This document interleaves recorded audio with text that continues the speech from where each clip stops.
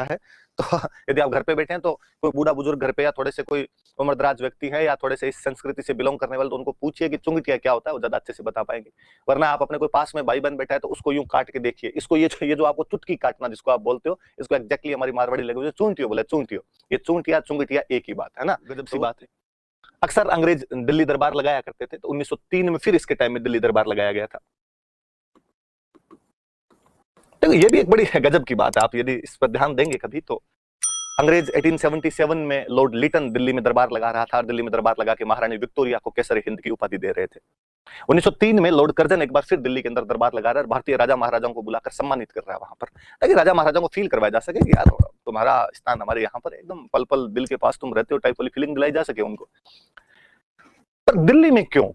अंग्रेजों के समय भारत की राजधानी का काम बंगाल की खाड़ी में स्थित कलकत्ता कर रहा था, लेकिन अंग्रेज जब भी भारत में दरबार लगा रहे हैं तो दिल्ली में आके लगा रहे हैं कि ठीक है अंग्रेज बिजनेस करने के लिए आए थे और शुरू में बंगाल का बिजनेस उनको मिला और बंगाल में बिजनेस ज्यादा था, इसलिए उन्होंने अपना मुख्य केंद्र कलकत्ता बना लिया।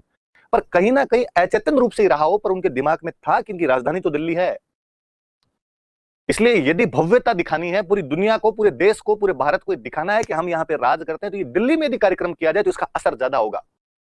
इसलिए अक्सर जब भी वो दरबार लगाया करते थे तो दिल्ली में इन दरबारों का आयोजन किया करते थे। तो 1903 के अंदर दिल्ली में दरबार का आयोजन किया गया था, भारतीय राजा महाराजाओं को इसमें सम्मानित किया गया था। देखो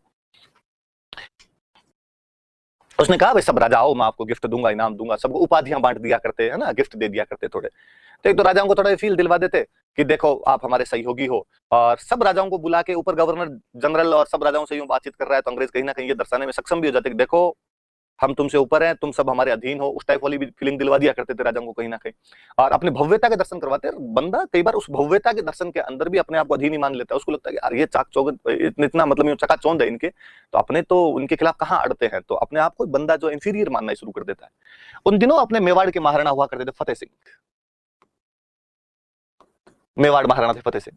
कल मैं आपको एक बात बता रहा था कि अंग्रेजी सरकार जब मेवाड़ महाराणा सज्जन सिंह को सम्मानित करना चाहती थी और सज्जन सिंह जी को जब कहा गया कि आप आइए और गवर्नर जनरल से इनाम प्राप्त करिए, तो सज्जन सिंह जी ने कहा था कि नहीं, मेवाड़ महाराणा मेवाड़ से बाहर जाकर सम्मान प्राप्त नहीं करेगा, आपको यदि देना ही है तो मेवाड़ आ जाइए। और हम कल पढ़ रहे थे कि लॉर्ड रिपन बाकायदा मेवाड़ आता है और मेवाड़ आके सम्मान देके जाता है। इस बार वापस अंग्रेजों ने लेटर भेजे सबके पास कि हम सबको सम्मान देंगे, आप आइए। महाराणा फतेह सिंह यहाँ से रवाना हो जाते हैं। महाराणा फतेह सिंह अपने ही नाम ले आते हैं यार। उन दिनों अपने एक बहुत अच्छे क्रांतिकारी हुआ करते थे केसरी सिंह बारठ।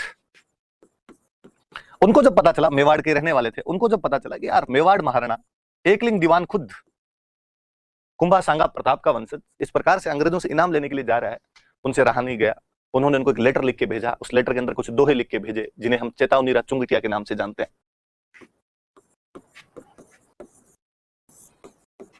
कितने दोहे लिख के भेजे थे? 13 चेतावनी चुंगटिया के अंदर उन्होंने 13 दोहे लिखकर भेजे, 13 कपलेट्स। पूरा लेटर भेजा केसरी सिंह जी ने, और लेटर भेज के चेताया, मतलब ट्रेन में रवाना हो गया था फतेह सिंह यहाँ से। केसरी सिंह जी लेटर भेजते हैं, कहते हैं लेटर में दोहों में लिखते हैं कि घण घलिया घमसान रणा सदा रहो निडर, देखता फरमान हलचल किम फतमल हुए। घण घलिया घमसान, बड़े बड़े घमासान युद्ध हुए थे, रणो सदो रहा निडर, पर मेवाड़ के राणा निडर बने रहे, उन युद्धों से भी नहीं डरे थे। कभी तुर्कों की, मुगलों की बड़ी बड़ी फौजें आ जाया करती थी, मुट्ठी भर सैनिक उनसे लड़ लिया करते थे राणा जी के नेतृत्व में, पर राणा जी ने कभी यूं जीव कच्चा नहीं किया कि उन्होंने कहा लड़ाई कर लेंगे पर दिल्ली के आगे तो क्या झुका जाए। देखता फरमान कि इस बार तो सेना नहीं आई है अंग्रेजों की तुमसे लड़ने के लिए, एक लेटर आया है, फरमान आया है, हलचल किम फतमल हुआ है, और हे फतमल, हे फतेह सिंह, तेरे पैरों में घुंघरू कैसे बंध गए, तू भागे भागा दिल्ली कैसे जा सकता है उस फरमान को देखते हुए।